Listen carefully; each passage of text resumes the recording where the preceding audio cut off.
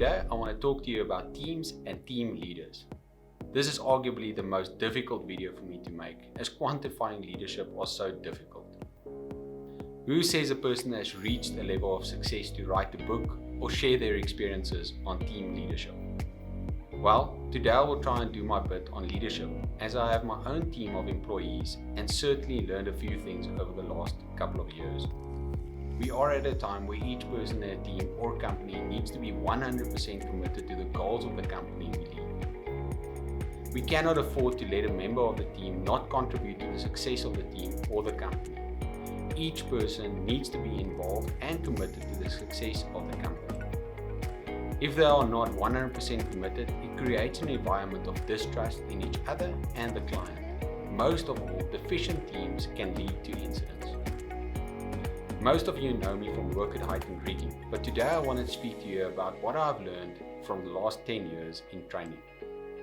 I have the unique opportunity to sit on the sidelines and listen to what is happening with the teams, and also I manage my own team of 30 employees on a daily basis. If you have done training at Gravity, you might have come across the questions in your examination.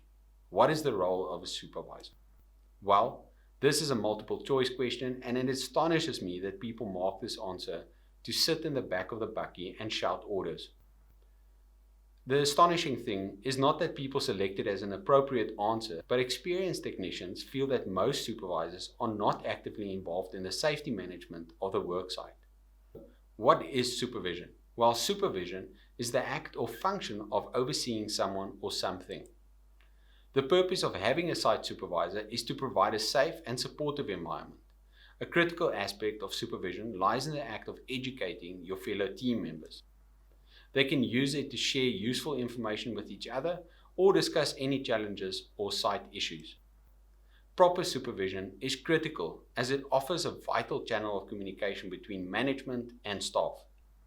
This ensures that staff feel confident to do their role and can access the necessary support they need to manage difficult situations.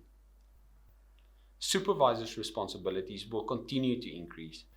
It is therefore critical for supervisors to ensure that they continue to develop their skills for being a good supervisor. Here are some of the critical skills needed to be a good site supervisor. Know your topic.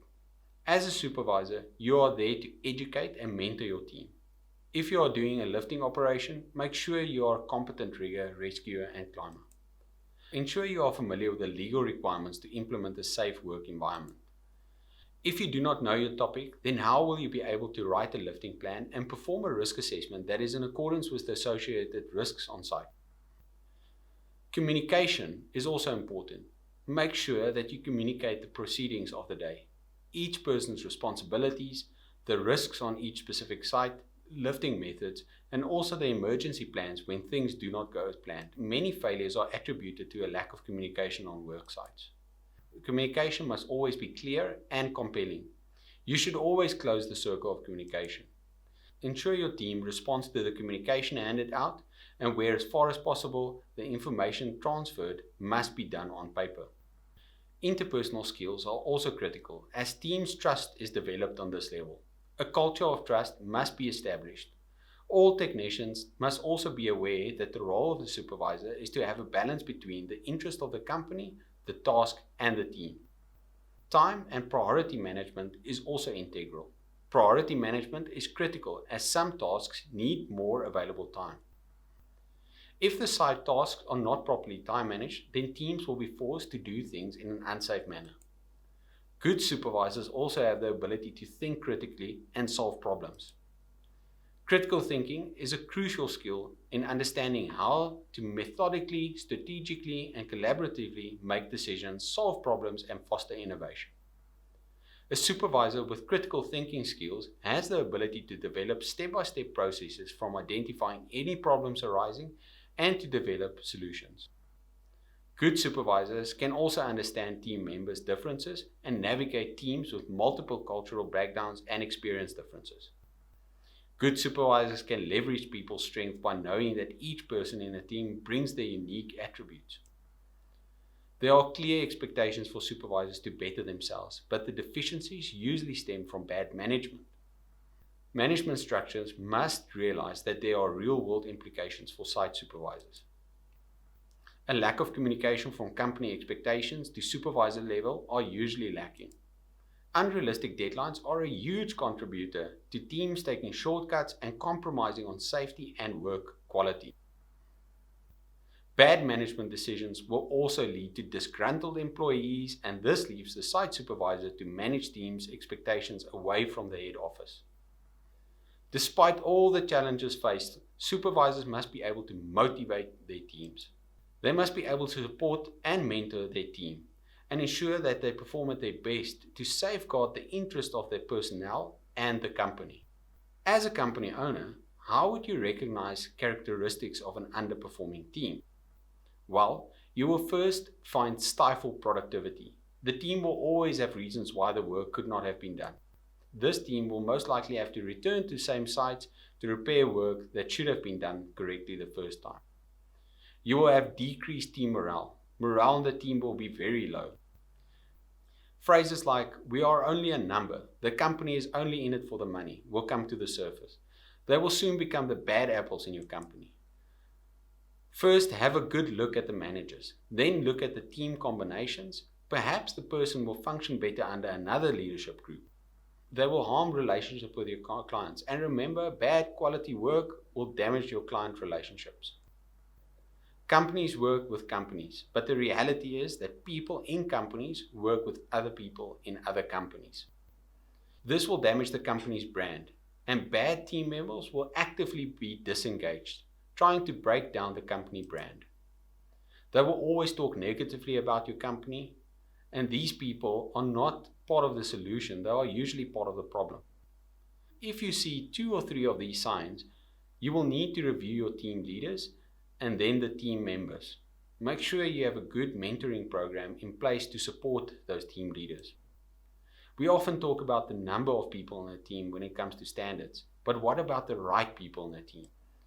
Look at a rugby team. You have 15 players on the field, but all 15 players must gel. This is a team. If they don't get along, they are simply a group of players with a particular set of skills running around. All teams have a leader, someone who is the tip of the spear or the captain of the ship. The captain works harder than the rest, gives recognition to his team, and takes the brunt when the team fails.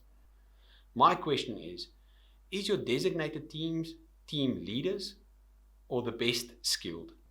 In the 2007 World Cup, John Smith wasn't the best hooker in the country, but his leadership abilities was far superior than any other player. Are your team leaders or are they good technicians? Make sure your team leaders are equipped with the correct leadership abilities. Skill is important, but team selection are what is going to make the difference. So look at your team combinations. Skills are important, so make sure you have the correct skills that complement your team. Your team must have similar goals. We do not have the luxury of a member in the team not being focused. Look for leaders, not supervisors. Here is my message to the team leaders. Be positive. You get it right more than you get it wrong. Keep it simple. Don't hide behind the complexities or the scale of the job. Focus on what is important. Keep it personal. Safety is about people. We work with people and we do it together. Here are some ways you can help the last mile guy. As a supervisor, make sure you are competent. Make sure the roles are clearly defined and properly managed. Empower and support your team. Don't be that guy who sits in the back of the bucky and just shouts orders. As a leader, you must walk the walk and talk the talk. Give persistent and consistent messaging.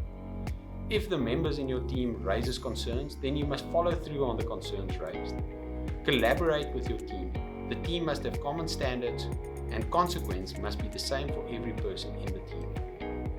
As a supervisor, you must provide solutions that work. Share the feedback and the lessons learned, and most of all, the teams must have a common goal.